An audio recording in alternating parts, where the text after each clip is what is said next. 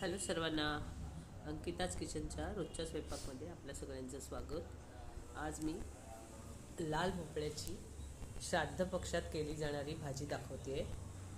ही भाजी अतिशय सात्विक असते, छान असते, साधी आणि सोपी असते। फक्त लाल भोपळा आणला की धुवायचा आणि चिरायच्या फोडी आणि साधी फोडणी तयार करायची।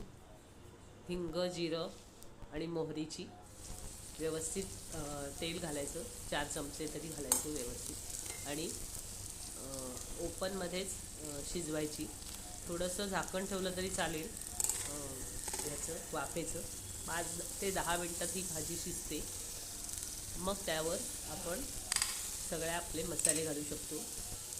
म्हणजे त्याच्यात फक्त मी गोडा मसाला घातलेला आहे, घरगुती तयार केलेला जो असतो आपला, तो घालायचा किंवा धने जिऱ्याची पावडर घालायची, जास्त काही घालायचं नाही। आणि चवीनुसार मीठ घालायचं।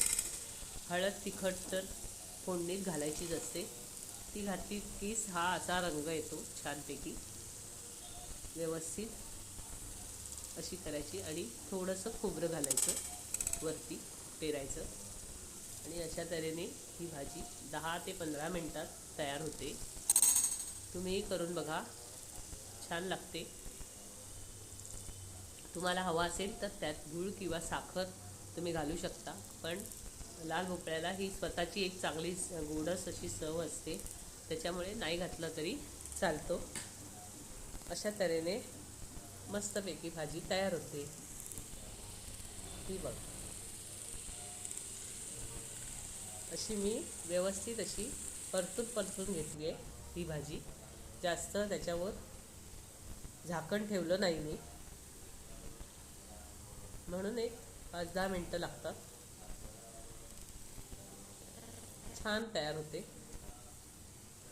हा गोडा मसाला घातलाय, खोबरं घातलंय, अशा तऱ्हेने सर्व करायची। खूप छान लागते ही भाजी। बाकीचा स्वयंपाक पण तयार करायचा असतो, छान लागते ही भाजी। तुम्ही करून पहा। ओके, बाय बाय, पुन्हा भेटू।